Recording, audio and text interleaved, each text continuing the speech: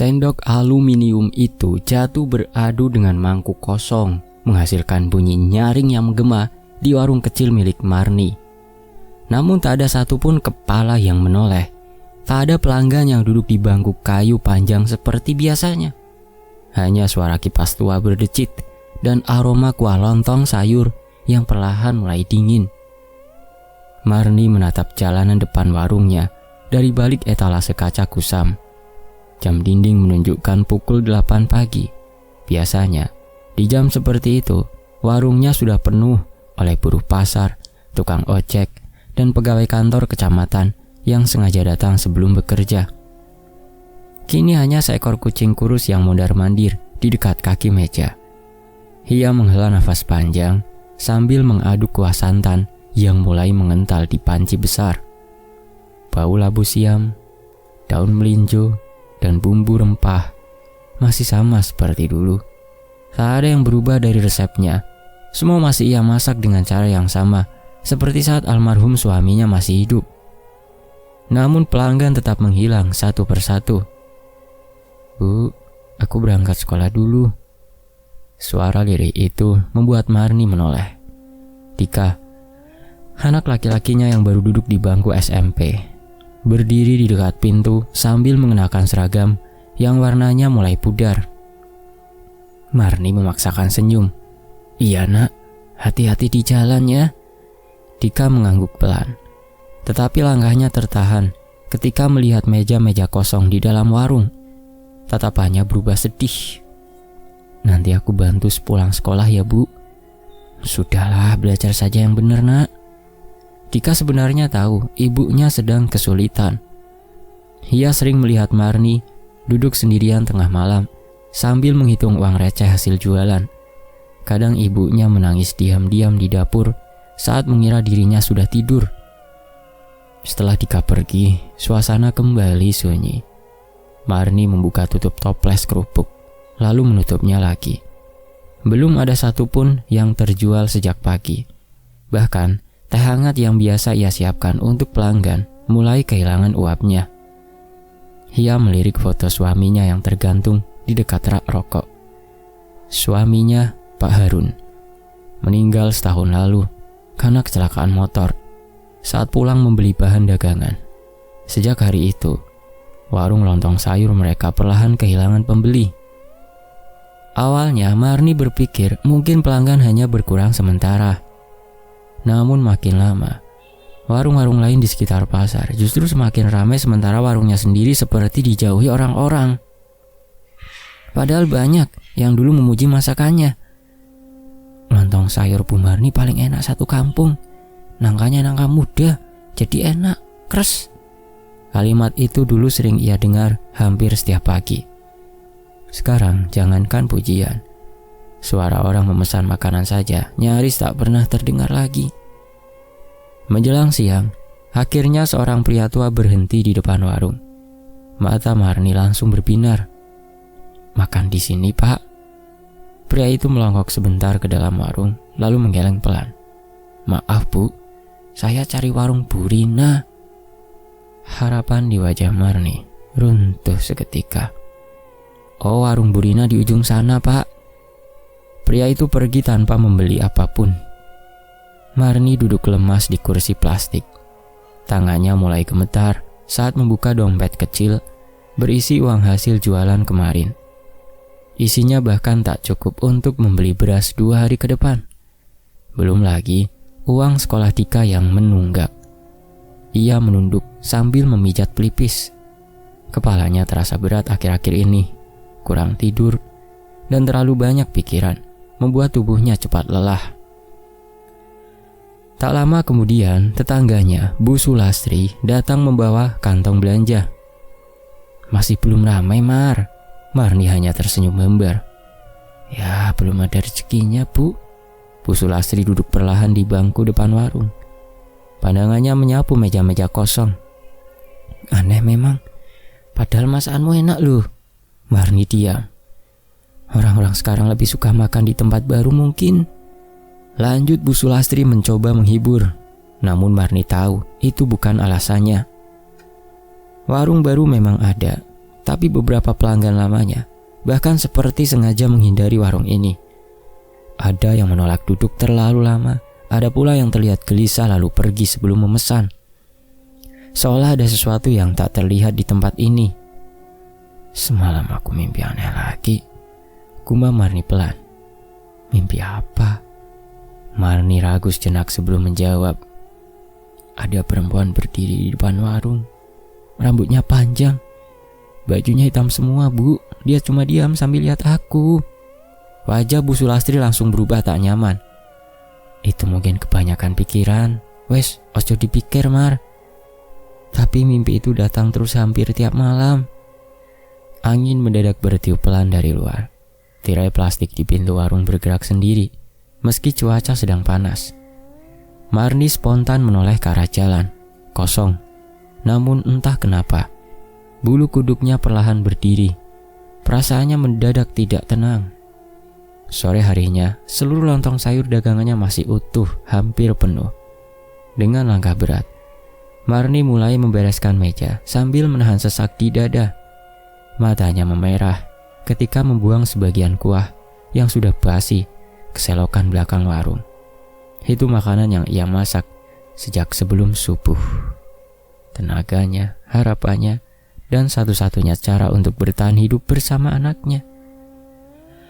Ketika langit mulai gelap, Marni berdiri sendirian di depan warung yang perlahan ditelan bayangan malam. Lampu kuning redup di atas etalase berkedip-kedipan. Di kejauhan suara adzan maghrib menggema. Namun di tengah kesunyian itu, Marni merasa hidupnya perlahan sedang jatuh ke lubang yang semakin dalam. Bu Marni, kapan hutangnya dibayar? Suara itu membuat tangan Marni yang sedang menuang kuah lontong mendadak berhenti. Sendok sayur di genggamannya bergetar kecil hingga kuah santan menetes ke atas meja. Di hari itu, di depan warung, seorang pria bertubuh tambun berdiri sambil melipat tangan di dada. Wajahnya datar, tetapi tatapannya menusuk. Pak Darto, orang yang sudah 3 kali meminjamkan uang kepadanya dalam 2 bulan terakhir. Marni buru-buru menyekat tangannya dengan lap kusam. Anu Pak, saya belum pegang uang Pak. Ini uang buat modal besok. Mungkin minggu depan. Ini saya kumpulin tiap hari. Alah, minggu depan lagi? Suara Pak Darto mulai meninggi. Dari kemarin juga begitu terus. Beberapa orang yang lewat mulai melirik ke arah warung. Marni langsung menunduk malu. Warung saya memang lagi sepi Pak. Pak Darto mendejakan lidah. Ia melongok ke dalam warung yang kosong lalu tertawa kecil. Sepi begini. Mau bayar pakai apa? Ucapan itu terasa seperti tamparan. Marni menggigit bibirnya. Kuat-kuat agar tidak menangis di depan orang lain. Saya cuma minta waktu sedikit lagi Pak. Pak Darto menghela nafas kasar. Saya juga pinjam uang ke orang Marni. Jangan mentang-mentang janda terus dikasih kasihan. Kata-kata itu membuat dada Marni terasa sesak. Namun ia hanya diam sambil meremas ujung celemeknya. Setelah mengomel beberapa saat, Pak Darto akhirnya pergi sambil meninggalkan ancaman. Minggu depan saya datang lagi. Kalau belum ada uang, saya ambil barang di rumahmu atau di warungmu. Langkah pria itu menjauh bersama tatapan-tatapan kasihan dari orang sekitar. Marni berdiri mematung beberapa saat. Tangannya dingin, kakinya lemas. Ia kemudian duduk perlahan di kursi kayu dekat dapur sambil memejamkan mata. Kepalanya kembali terasa berat. Sudah terlalu banyak hutang yang menumpuk. Uang pinjaman dari Pak Darto habis untuk membeli beras dan membayar uang sekolah anak-anaknya. Hutang di warung sembako Bu Ani juga belum lunas. Belum lagi tagihan listrik yang hampir diputus. Semua datang bersamaan seperti ombak yang tidak berhenti menghantam hidupnya. Bu, Marni membuka mata pelan. Dika baru pulang sekolah bersama adiknya, Rani, yang masih duduk di kelas 4 SD. Gadis kecil itu langsung masuk sambil memeluk perutnya. Bu, Rani lapar. Suara polos itu membuat hati Marni terasa teriris. Ia memandang panci lontong sayur yang sejak pagi hampir tak terjual. Kuahnya mulai mengendap karena dipanaskan berulang kali. "Sebentar ya nak." Marni segera mengambil mangkuk lalu menuangkan sisa lontong untuk kedua anaknya. Ia sengaja memberi banyak kuah dan telur agar terlihat lebih penuh. Dika memperhatikan wajah ibunya diam-diam. "Tadi Pak Darto datang lagi ya, Bu?" Marni terdiam sesaat sebelum mengangguk pelan. Dika menunduk. Anak itu mulai mengerti keadaan meski ibunya selalu berusaha menyembunyikannya. "Kalau perlu, Dika berhenti sekolah dulu gak apa-apa kok, Bu." Sendok di tangan Marni langsung berhenti. "Jangan ngomong begitu. Tapi ibu capek terus loh." Marni menatap anak laki-lakinya dengan mata berkaca-kaca. "Kamu harus tetap sekolah. Ibu kerja buat kalian." Dika tak menjawab lagi. Ia hanya makan perlahan sambil menahan sedih. Sementara itu Rani yang belum mengerti apa-apa justru tersenyum kecil. "Bu, besok Rani boleh bawa bekal telur lagi nggak?" Pertanyaan sederhana itu membuat dada Marni makin sesak. Ia tersenyum tipis sambil mengusap rambut putrinya. "Iya, nanti ibu usahakan." Padahal di dapur hanya tersisa 2 butir telur. Malam harinya listrik rumah mendadak padam sesaat sebelum hujan turun. Marni buru-buru menyalakan lampu minyak kecil di ruang tengah. Rumah sederhana itu tampak semakin suram, diterpa suara hujan deras di luar. Dika dan Rani sudah tertidur berdekatan di atas tikar tipis. Namun, Marni masih duduk sendirian di dekat meja sambil membuka buku catatan hutang. Satu persatu nama tertulis di sana. Pak Darto 1.500.000, Bu Ani sembako 700.000, uang sekolah Dika, uang seragam Rani, tagihan listrik. Matanya perlahan memanas. Marni menutup buku itu cepat-cepat lalu menahan wajahnya dengan kedua tangan. Bahunya mulai bergetar kecil. Ia lelah, sangat lelah. Kadang ia ingin menyerah saja, tetapi wajah kedua anaknya selalu muncul di kepalanya. Hanya mereka alasan Marni masih bertahan sampai sekarang. Di tengah suara hujan, tiba-tiba terdengar ketukan pelan dari depan rumah. Tok tok tok. Marni mengangkat kepala perlahan. Siapa malam-malam begini? Ia bangkit, lalu berjalan mendekati pintu dengan langkah hati-hati. Ketukan itu terdengar lagi, kali ini lebih lambat. Tok tok tok tok.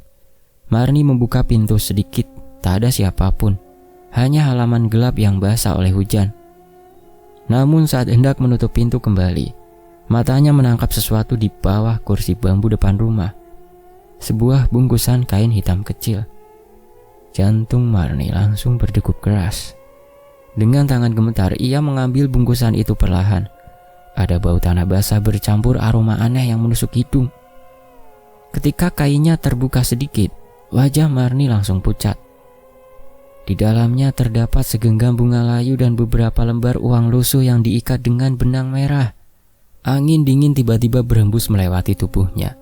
Dan untuk pertama kalinya malam itu, Marni merasa ketakutan yang tak bisa dijelaskan mulai mendekati hidupnya. Di lain waktu, asap dari tungku dapur memenuhi ruangan sempit itu ketika Marni batuk pelan sambil mengaduk kuah lontong sayur. Wajahnya tampak pucat karena kurang tidur. Matanya membengkak akibat terlalu sering menangis diam-diam saat malam tiba. Di luar, suara motor dan orang-orang yang pergi ke pasar mulai terdengar. Namun suasana di warungnya tetap sama. Sepi. Marni menatap piring satu persatu di atas meja kayu yang mulai kusam. Tangannya bergerak pelan, seolah tubuhnya sudah terlalu lelah untuk melakukan semuanya lagi. Meski begitu, ia tetap membuka warung setiap pagi. Ia masih berharap ada keajaiban kecil datang menghampiri. "Mbak, lontong 1." Suara seorang pelanggan mendadak terdengar dari depan warung. Marni langsung tersentak kaget, wajahnya sedikit berbinar. "Iya Pak, sebentar."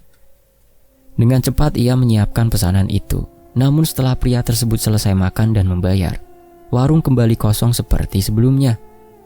Satu pelanggan sampai menjelang siang, hanya itu. Marni memandangi uang 10.000 yang tergeletak di meja kecilnya.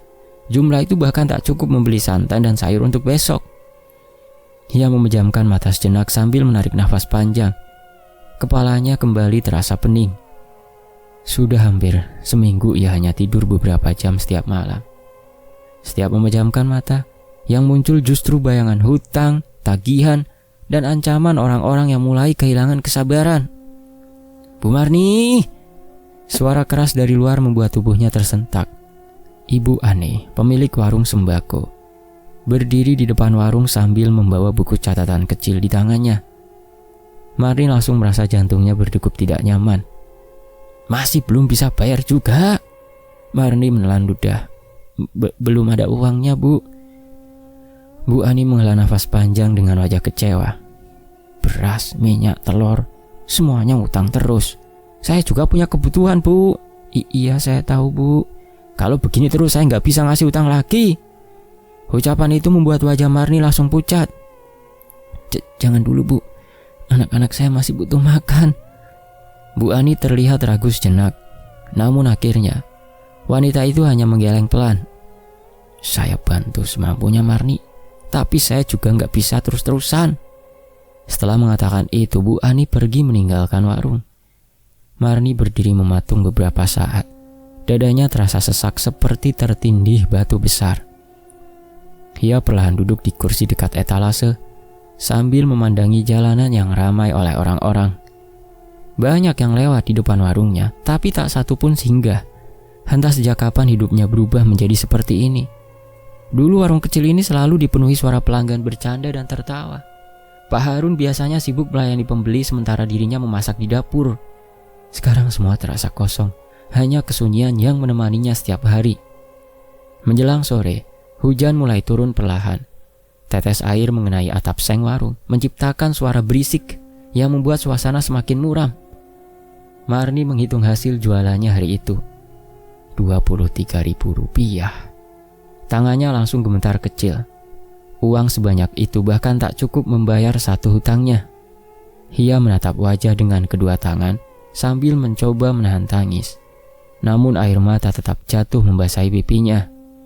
"Ibu," suara Dika membuat Marni buru-buru mengusap matanya. Anak laki-lakinya berdiri di dekat pintu bersama Rani yang membawa tas sekolah lusuh. "Ibu nangis lagi ya?" Marni memaksakan senyum. "Enggak kok." Dika menatap ibunya lama. Anak itu tahu ibunya sedang berbohong, tetapi ia memilih diam. Rani mendekati meja kasir kecil lalu membuka tasnya. "Bu, tadi Rani dapat uang kembalian jajan." Gadis kecil itu mengeluarkan 2 lembar uang ribuan lalu meletakkannya di meja. "Buat ibu aja." Marni langsung menatap putrinya dengan mata berkaca-kaca.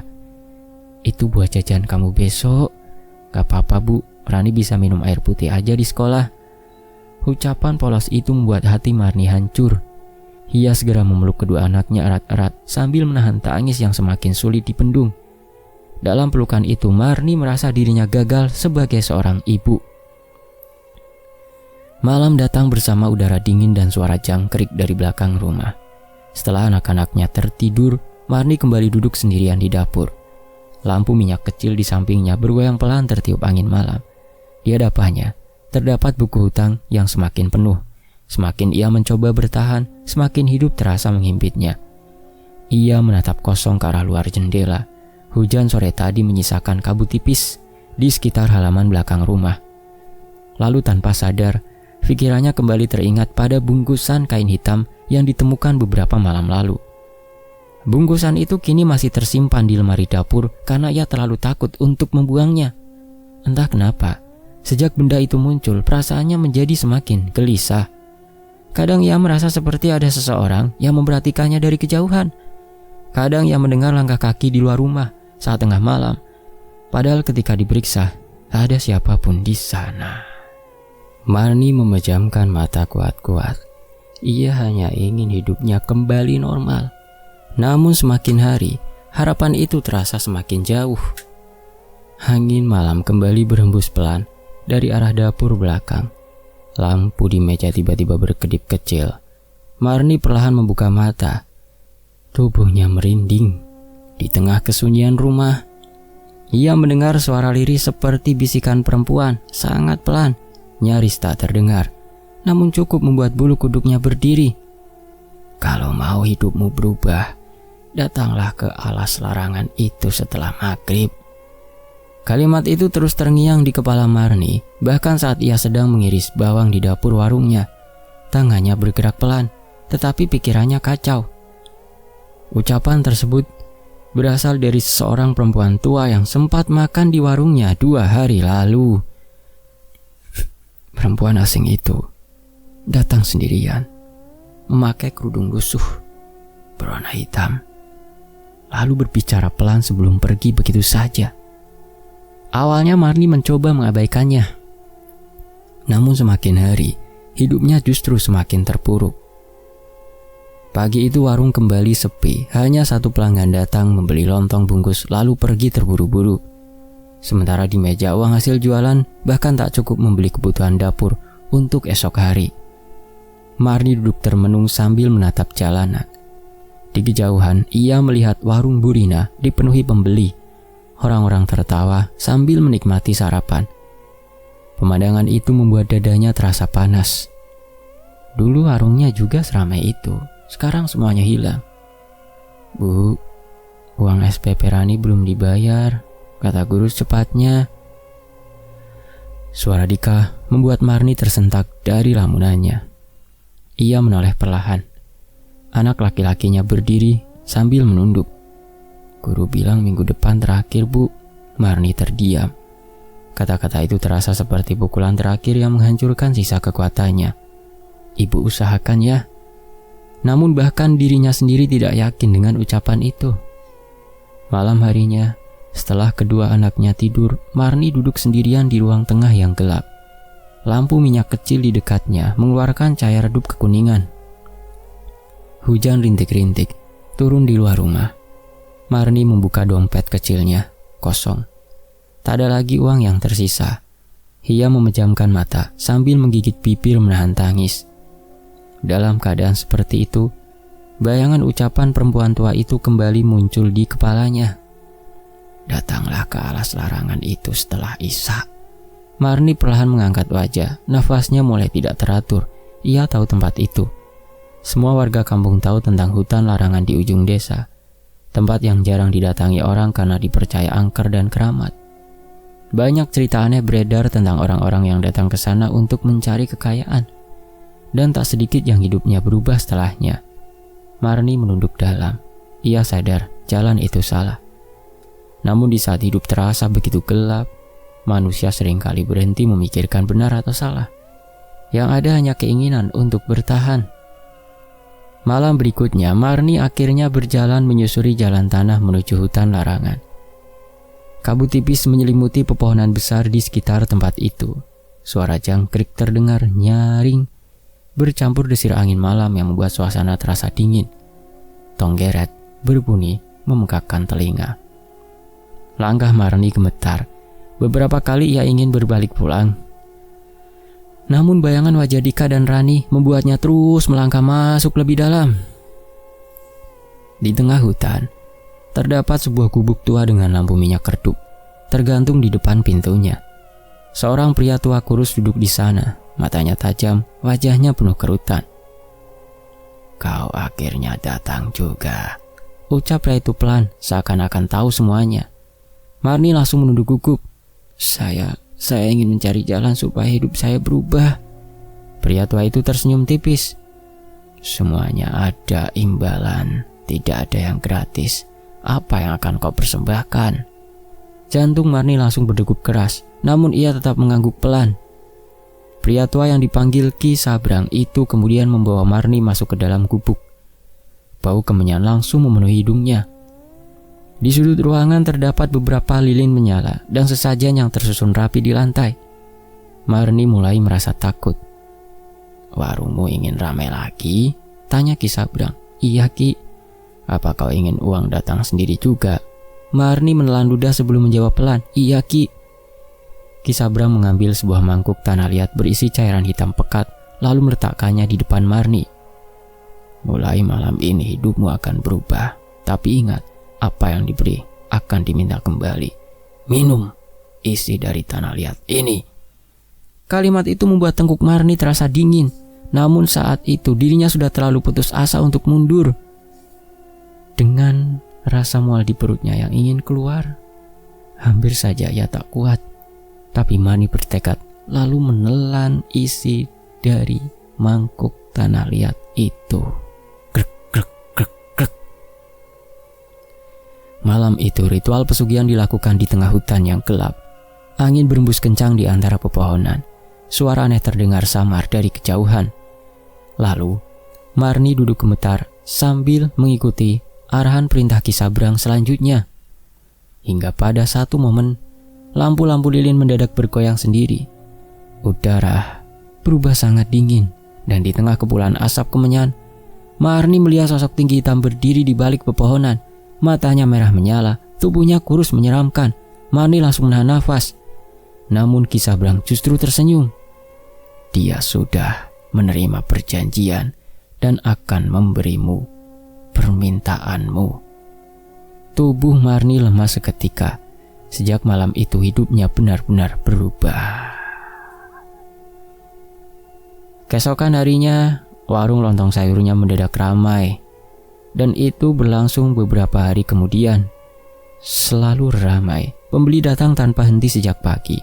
Bahkan banyak pelanggan baru dari desa sebelah mulai berdatangan. Hutang-hutangnya pun perlahan lunas. Lalu ia bisa membeli lemari baru, memperbaiki warung, bahkan menyimpan banyak uang. Untuk pertama kalinya setelah sekian lama, Marni kembali merasakan hidup yang tenang. Namun ketenangan itu hanya berlangsung 6 bulan. Singkat cerita, sebab semakin hari ada sesuatu yang mulai berubah di dalam rumahnya. Sesuatu yang perlahan datang menagih janji. 200 hari pertama. Bu, ada orang di dapur. Suara Rani yang gemetar membuat Marni langsung terbangun dari tidurnya.